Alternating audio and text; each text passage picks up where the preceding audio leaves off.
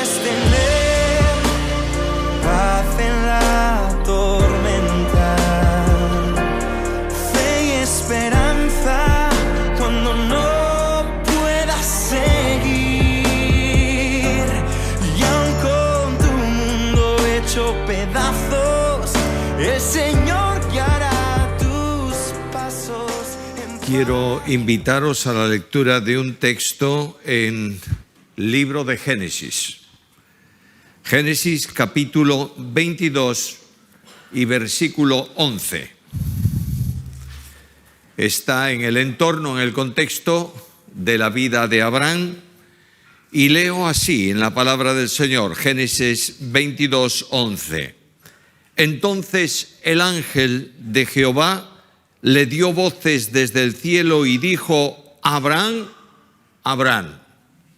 Y él respondió: heme aquí. La Biblia es un libro que contiene indudablemente toda la verdad de la revelación de Dios, pero tiene ciertas curiosidades que a veces pasamos por alto. No hay nada en la Biblia que no tenga importancia. Y encuentro en la Escritura que hay 7 veces en que se menciona un llamamiento doble hacia una persona, como en este caso del versículo que leímos, en donde Dios dice: Abraham, Abraham. Cuando en la Biblia aparece el nombre de una persona repetido 2 veces, contiene necesariamente una advertencia. Es como si Dios dijese: estate atento. Menciona 2 veces el nombre de la persona y hay un mensaje inmediatamente después que tiene importancia para él en primer lugar, pero para nosotros también. El doble llamado de Dios en la Biblia tiene importancia porque está en la Biblia, pero lo más importante es que quien lo hace es Dios mismo. Por tanto, debemos prestarle una profunda atención. Todos los relatos bíblicos están escritos no para contarnos una historia. Hay una cosa que a mí personalmente me gusta poco y es la historia. ¿Qué le voy a hacer? A otros les gusta otra. A mí la historia me resulta, un poco pesada en muchas ocasiones. Y una historia de más de 3.000 años, todavía peor. Pero la Biblia dice que estas cosas se escribieron para nuestra enseñanza, a fin de que por medio de la paciencia y de la consolación de las Escrituras tengamos esperanza. Por tanto, los datos históricos de la vida de Abraham, como cualquier otro dato, tiene una enorme importancia para nosotros. Si el Señor nos permite, yo voy a ir tomando cada domingo que tenga el ministerio uno de los dobles llamados. Este es el primero: Abraham, Abraham. En primer lugar encuentro el llamamiento. Dios llama a Abraham. En segundo lugar encuentro la lección. ¿Qué quiere decirme Dios con el llamamiento que hizo Abraham? Y finalmente, ¿cuál es la consecuencia? Primeramente, el llamamiento. No voy a extenderme mucho porque la historia de Abraham estoy seguro que la conocéis perfectamente todos los presentes. Es el momento en donde Dios llama 2 veces a Abraham, es el momento más intenso de la vida de fe de Abraham. Es la suprema confrontación que Dios pone a la fe de Abraham. Y es cuando está pidiéndole que le entregue su hijo, se lo ofrezca en sacrificio. Y la Biblia presenta esto como el ejemplo supremo de la fe, no solo para Abraham, sino también para mí. Por eso la Biblia llama a Abraham algo muy importante: el padre de los creyentes.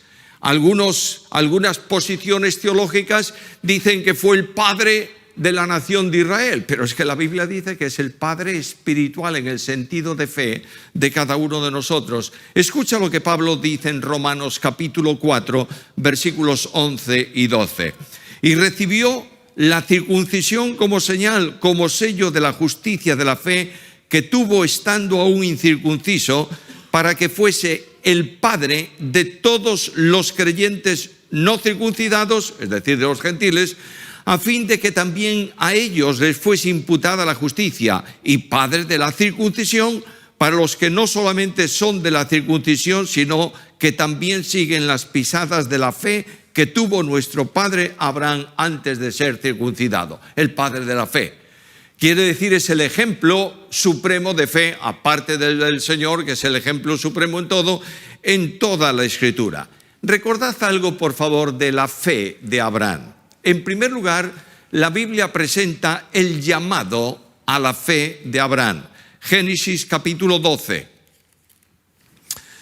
versículos 1, 4 y 5. Simplemente voy a mencionar algo de los versículos, no los voy a leer todos. Versículo 4, y se fue Abraham.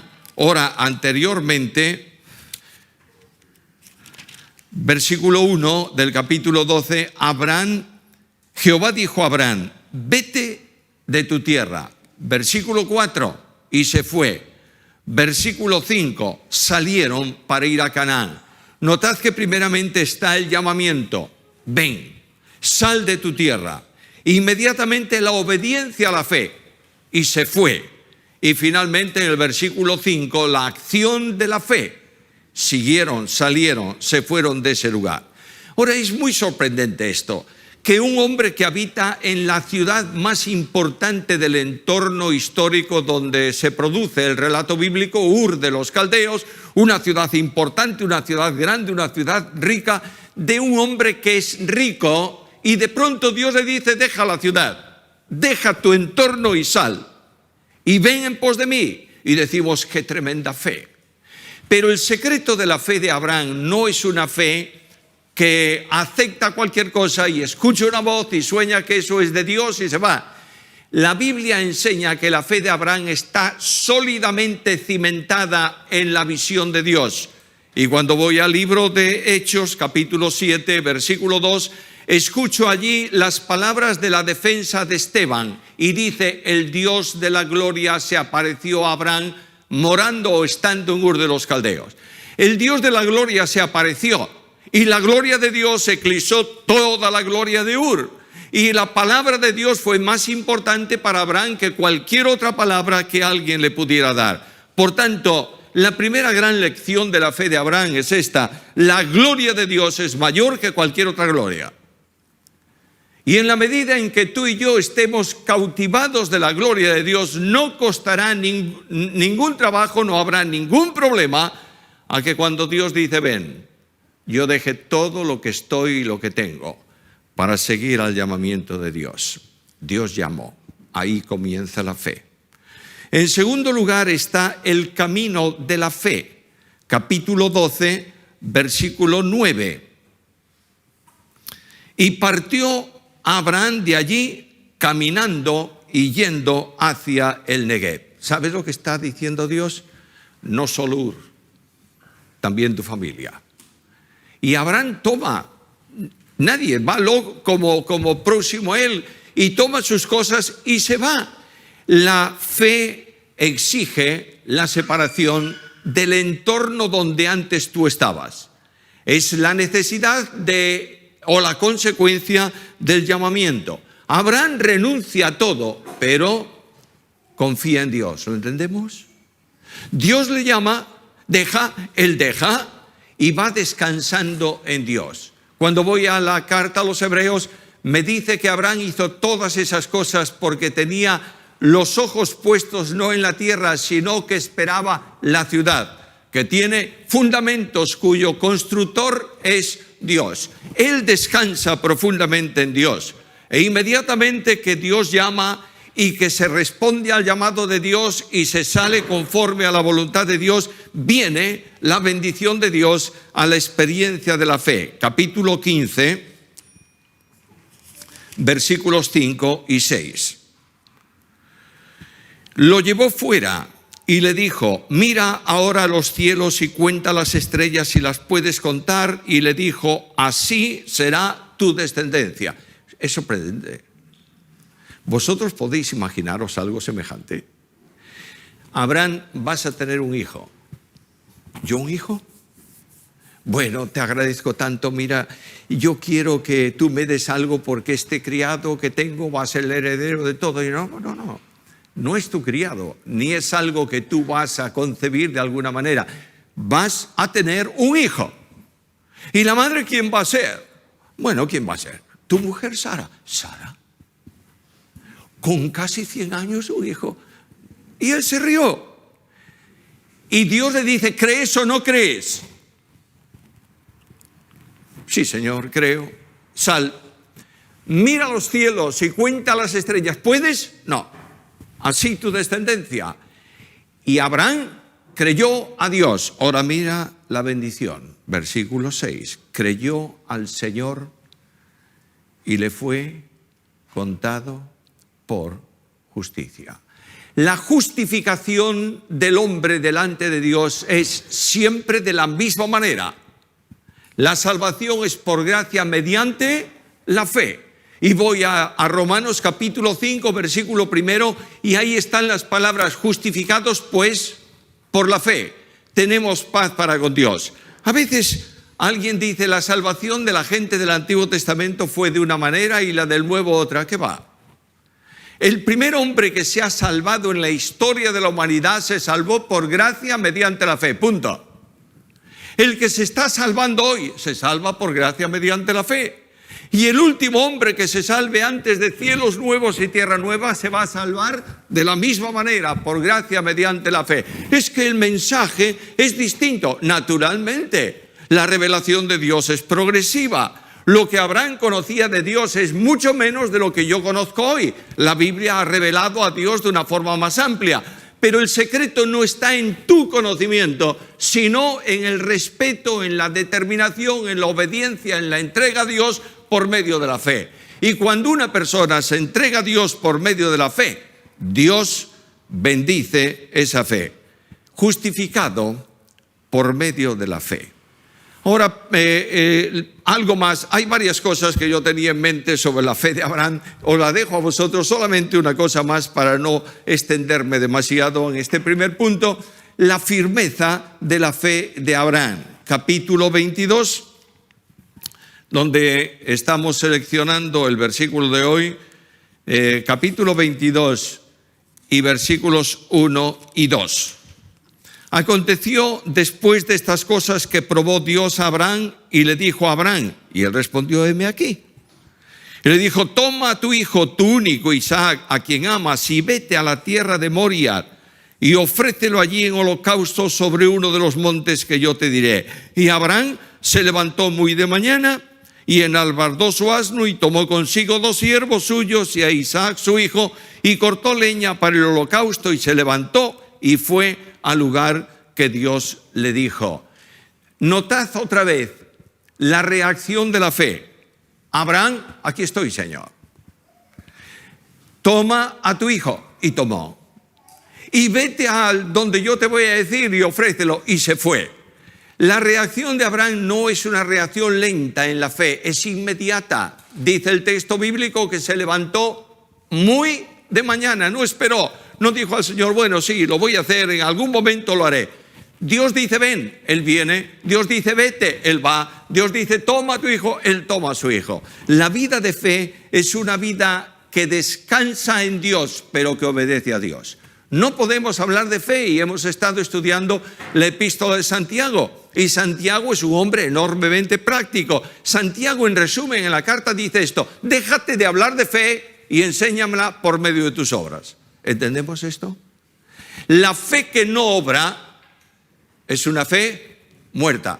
¿Por qué Abraham es el padre de los creyentes? Porque permanentemente está obedeciendo a lo que Dios demanda. Esta es la gran vida de fe. Toma, tomó. Vete, fue. Heme aquí, se levantó muy de mañana. Ahora, esto todo tiene no solamente una esencia de obediencia, sino una realidad de dependencia. Mirad capítulo 22, versículo 5. Entonces dijo Abraham a sus siervos: esperad aquí con el asno, y yo y el muchacho iremos hasta allí, adoraremos y volveremos a vosotros. ¿Pero cómo es esto? Si Dios le dice, vas a sacrificar a tu hijo, ofrécemelo en sacrificio, porque Abraham dice, iremos y volveremos. Porque es un hombre que cree en las promesas de Dios. No sabe cómo va a resolver el problema, pero lo que sí sabe es que Dios le dijo: levantaré de ti una nación de tu hijo. Por tanto, pudiera pasar lo que fuese, Dios iba a ser fiel a su palabra e iba a cumplir su promesa. Y aquí tienes el resultado de la fe en el capítulo 22 y versículo 13. Entonces alzó Abraham sus ojos y miró, y he aquí a sus espaldas un carnero trabado en un zarzal por sus cuernos, y fue Abraham y tomó el carnero y lo ofreció en holocausto en el lugar de su hijo. Pero ahora nota algo que es muy emotivo en este relato. Dice que cuando dejaron a los siervos y fueron al monte, iban los dos juntos. Semana del Padre. Caminamos junto con nuestros hijos. Yo tengo que reconocer que he perdido mucho tiempo en mi vida en donde mis hijos no estuvieron presentes. Y siempre hubo cosas más importantes que... Aquí tenemos el gran ejemplo de Abraham. Iban juntos. Y Dios va a darle la provisión, porque Abraham cree en el Dios que provee. Es uno de los nombres de Dios. Y Dios proveyó. Y es precisamente en ese momento en que Dios llama a Abraham y le dice: Abraham, Abraham, espérate, no hagas eso. Yo sé que me temes porque no me has rehusado tu hijo. Quien habla con Abraham es Cristo. ¿Y por qué es Cristo? Bueno, es el ángel de Jehová. Y notad que no es un ángel cualquiera, por cuanto dice: no me rehusaste lo que yo te pedí. Dios le dice: ofréceme a tu hijo, y ahora desde el cielo le dice: no me rehusaste, y es el ángel de Jehová. Una de las manifestaciones de Cristo presente en el Antiguo Testamento, la fe de Abraham. Podríamos seguir toda la mañana, pero es suficiente para que entendamos un poco el contexto del versículo y del llamamiento de Dios a la persona a quien lo dirige. Tengo que entrar en la lección. ¿Qué aprendo yo de todo esto? Qué interesante historia. Qué hombre comprometido. Qué padre entregado. Qué hombre de fe. Es emotivo. Muy bien. ¿Y qué dice esto? Que tiene que decirme a mí hoy a la mañana el doble llamado a Abraham. Primeramente, es mi historia personal. La fe que justifica comienza por el llamado de Dios. Dios llama a los hombres a acudir a Cristo. Dios no hace acepción de personas. Dios no llama a unos y a otros no. Dios no permite que el evangelio venga a un cierto sector y haga impacto en él y en el resto no. Dios quiere que el hombre se salve. Es la voluntad de Dios, la voluntad personal de Dios. No es un Dios que limita salvación. Y cuando yo pienso en mi vida, me doy cuenta que un día Dios me llamó. ¿A ti también? Lo hizo de distintas maneras. Déjame resumirlo en las palabras de Jesús, que expresa el llamamiento de Dios a salvación en las palabras más sencillas. Mateo capítulo 11, versículo 28. Venid a mí todos los que estáis trabajados y cargados, y yo os haré descansar. Y de pronto yo me sentí en mi necesidad espiritual de acudir a Cristo. Pero yo sé que muchas veces cuando tú caminas hacia el Salvador, en tu primera experiencia personal, Satanás te estará diciendo: ¿tú crees que Dios va a recibir a una persona como tú? Eres una persona que has vivido en el pecado, has sido un miserable. ¿Ahora qué? ¿Crees que Dios te va a recibir? A lo mejor es una persona mayor, escuchó el evangelio muchísimas veces, nunca le dio su vida a Cristo, y Satanás le dirá: ¿y ahora le vas a dar lo que sobra? ¿Crees que eso vale? Escucha las palabras de Jesús. El que a mí viene, no le echo fuera. ¿Lo crees? No hay invitación de Dios que no pueda ser recibida y asumida por el hombre. Y ahí tienes la experiencia del encuentro. Abraham se encontró con el Dios de la gloria y tú y yo nos hemos encontrado también con Él. Y hemos visto la gloria de su amor, la impresionante dimensión de su gracia y quedamos impactados. Y hemos dicho gracias, Señor, por tu amor y por tu misericordia. Pero quiero decirte que lo mismo que en el llamamiento de Abraham, hay una promesa segura para ti y para mí. Permíteme decirla en los textos que tantas veces he dicho desde el púlpito. Juan capítulo 14, versículos 1 al 4. No se inquiete vuestro corazón, creéis en Dios, creed también en mí. En la casa de mi Padre hay muchas moradas. Si así no fuera, os lo hubiera dicho. Voy pues a preparar lugar para vosotros. Y si me fuese y os preparase lugar, vendré otra vez y os tomaré a mí mismo, para que donde yo estoy, vosotros estéis conmigo. Y sabéis a dónde voy. Y sabéis el camino. Qué admirable promesa. ¿Cuántas veces a lo largo de mi vida he sufrido profundas contrariedades y dificultades? Muchas veces he sido sacudido violentamente por el turbión de la prueba. En alguna ocasión por la enorme tristeza que se produce en la vida. En otras ocasiones por conflictos en el ministerio, no importa por qué, pero siempre Dios renovó mi fe y me dijo, mira el final, no mires el presente.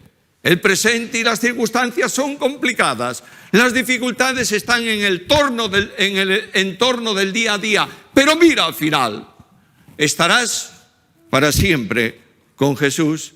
Y ese cambio, esa fe, produce un cambio en mi vida. Lo voy a decir en palabras de Pablo. Con Cristo estoy juntamente crucificado. Ya no vivo yo, mas vive Cristo en mí. Lo que ahora vivo en la carne, lo vivo en la fe del Hijo de Dios, el cual me amó y se entregó a sí mismo por mí. Una fe dinámica, vinculada al Hijo de Dios.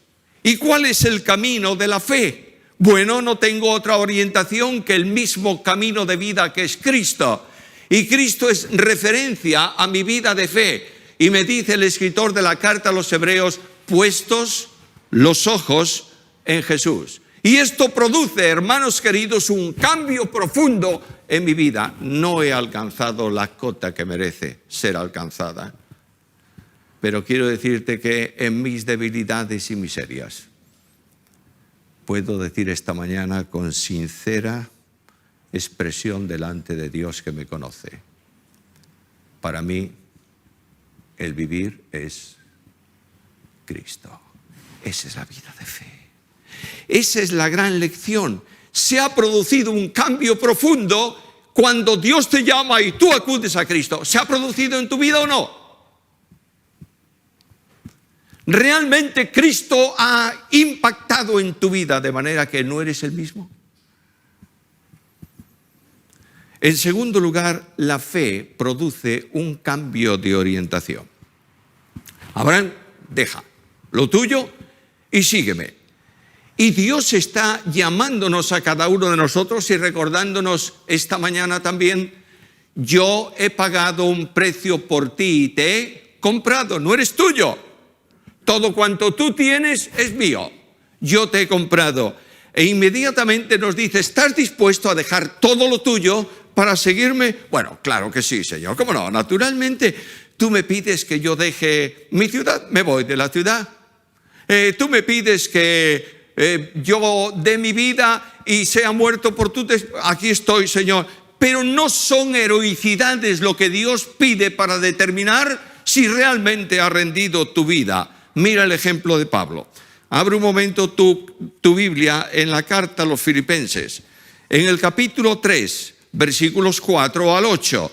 Déjame que te lea la palabra del Señor. Aunque yo tengo también de qué confiar en la carne. Si alguno piensa que tiene de qué confiar en la carne, yo más, circuncidado al 8º día, del linaje de Israel, de la tribu de Benjamín, hebreo de hebreos, en cuanto a la ley fariseo, en cuanto al celo perseguidor de la iglesia, en cuanto a la justicia que es en la ley irreprensible. Pero todas cuantas cosas eran para mí ganancia, las he estimado como pérdida por amor de Cristo. Y ciertamente Aún estimo todas las cosas como pérdida por la excelencia del conocimiento de Cristo Jesús mi Señor, por amor del cual lo he perdido todo y lo tengo por basura para ganar a Cristo. Deja todo lo que es principal para ti y cambia de orientación. Es muy difícil.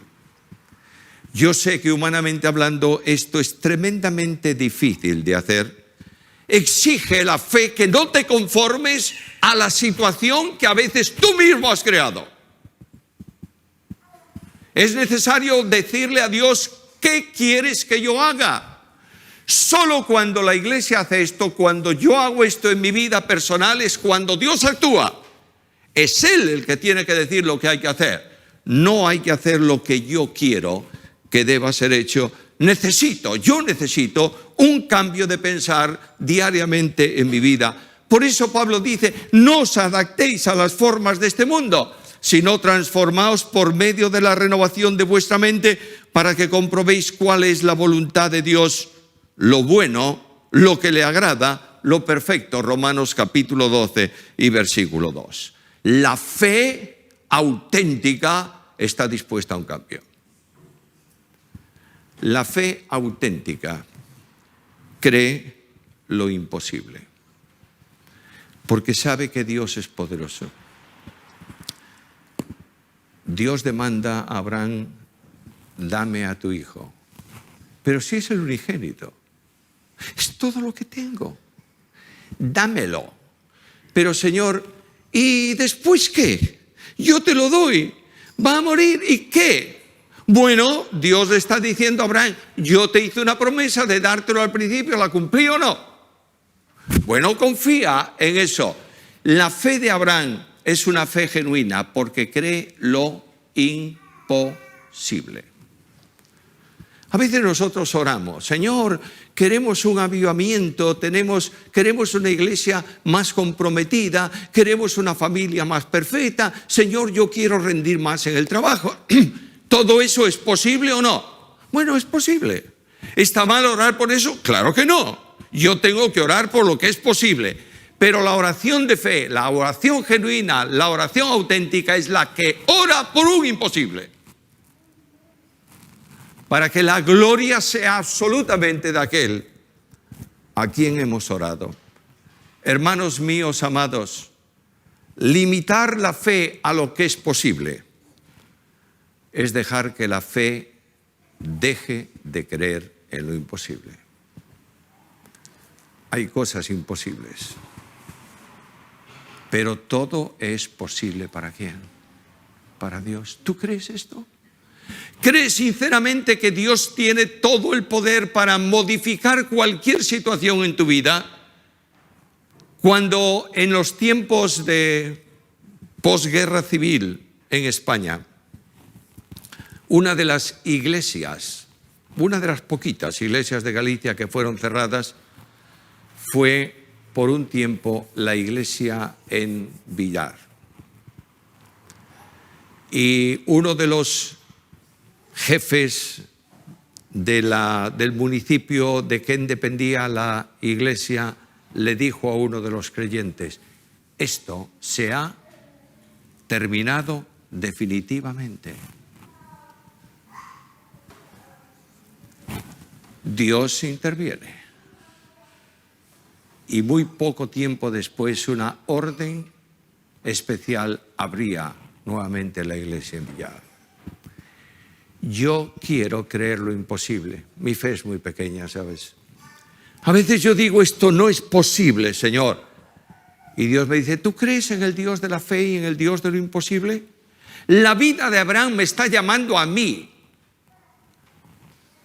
para que yo mantenga una fe en lo imposible. Es probable que entre nosotros esta mañana haya alguna persona que ha dado por perdido aquello en lo que estaba esperando. Es posible que una enfermedad esté corroyendo tu existencia física. ¿Tú crees que Dios tiene un propósito para ti sobre la enfermedad o no? Es probable que haya un padre, una madre, un abuelo que esté llorando porque su hijo, su nieto, está lejos de Jesús. Y se diga muchas veces: yo he hecho todo, ya es imposible. Oh, entrégale esa imposibilidad a Dios. Colócala esta mañana en sus manos. Dile al Dios de lo imposible: Señor, esta es mi necesidad y descanso plenamente en ti. Y el Dios de lo imposible dará respuesta conforme a su poder. Muchas veces soñamos con una iglesia grande en Vigo y una población grande que corra domingo a domingo para escuchar la reunión, para estar en la reunión de la mañana y escuchar la palabra de Dios. Imposible. ¿Crees que Dios lo hace posible? Dios es el Dios de la fe de los imposibles. Y esta es la gran lección de la historia de Abraham. Ahora bien, ¿cuál es la consecuencia? Dios nos llama hoy, a ti y a mí, a tomar decisiones. Estoy seguro que Dios está diciéndome hoy: ven en pos de mí. Estoy seguro que Dios está diciéndome: no te apartes del camino que he marcado, mantente en el camino. Es posible que Dios esté pidiéndome a mí y a ti algo que nos sea enormemente difícil de soltar. Solo cuando Dios te dice: ven, abre un camino, su camino, para tu vida personal. Dios está llamando esta mañana a todos a acudir a Jesús. Esa gran invitación del Evangelio: venid a mí los que estáis trabajados y cargados, no es una invitación para perdidos, que indudablemente lo es. Y yo quiero decirte que si esta mañana tú estás aquí sin Cristo y sin esperanza, si tú no tienes la certeza de que Dios está en tu camino y tú estás en el camino de Dios, si no tienes la seguridad de que cerrados tus ojos físicos vas a abrirlos en la presencia de Dios, si no tienes la certeza de tus pecados y de la vida eterna, si no tienes paz en el alma, si no tienes seguridad para mañana por la mañana, Cristo te dice ahora mismo: venid a mí. Y es el momento en que tú, en un acto de fe personal, ahí donde tú estás, digas al Señor: aquí estoy, Señor. Quiero creer. Ayuda a mi incredulidad. Oh, si hubiese entre nosotros alguna persona así esta mañana. Si hubiese alguien que ha venido aquí para una reunión más del domingo, pero se da cuenta que no tiene a Cristo, yo te ruego en el nombre de mi amado Señor y Salvador, que ahí donde tú estás, digas: Señor Jesús, perdóname y sálvame. Pero Dios me está llamando a mí también hoy a no conformarme con lo que tengo o con lo que quiero. Cada uno tiene su carácter, ¿verdad? Y algunos somos, perdóname, si estuviera aquí una de mis hijas, la hija más joven mía, Paula, y le pregunto: ¿cómo es tu padre? ¿Sabes lo que diría? Tozudo. ¿Por qué? Porque hay que salir a la calle, pero oye, tenemos una pared delante, vamos a pasar por la pared.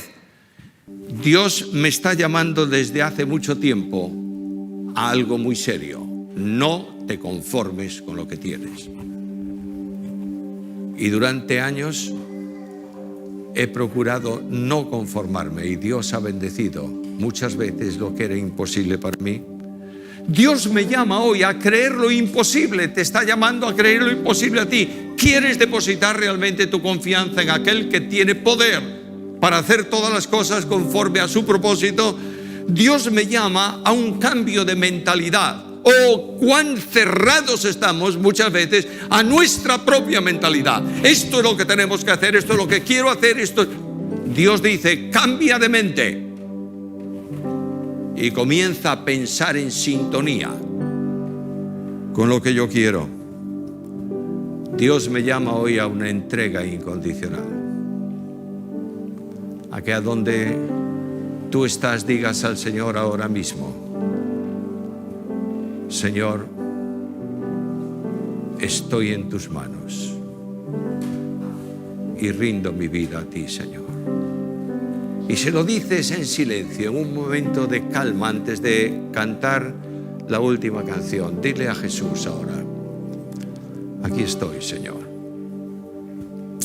Anteayer estaba leyendo un párrafo de una experiencia del diario de uno de los más grandes predicadores de los últimos tiempos. Y hay una nota que me impresionó y la he copiado. Este hombre en su diario dice: oro así. Señor, quiero ser ejemplo para tu iglesia. Quita por tanto de mis manos el cetro de mi gloria personal y dame la vara de Moisés, con la que quebranto el cetro de Faraón que quiere esclavizar a tu pueblo. Quita mis fuerzas propias y dame la sencilla onda de David, con la que derribes al gigante que desafía a tu pueblo. Quita mis palabras y pon en mi silencio el silencio de Jesús, que derriba el orgullo de Pilato. Saca mi gloria y coloca en ella tu gloria, que brille en el mundo, y sobre todo, dame la bendición de ser solo un colaborador e instrumento en tus manos para edificar a tu pueblo. Oh, hermanos queridos, yo quiero ser así. Y quiero pedirte esta mañana que tomes una decisión en tu vida de fe. Oramos. Padre querido, frente al ejemplo de vida de Abraham, padre de los creyentes, pero sobre todo frente al ejemplo de vida de Jesús, ayúdanos a descansar profundamente en ti, a aceptar tu camino, a acatar tus disposiciones, honrar tu nombre obedeciéndote. Y Señor, pequeños y débiles como somos, tú puedes usarnos para edificación de tu pueblo y para gloria de tu nombre. Gracias por todo, Padre querido. Recibe nuestra adoración en Cristo Jesús. Amén. Puedes tener paz en la tormenta, fe y esperanza cuando no puedas seguir. Y aun con tu mundo hecho pedazos, el Señor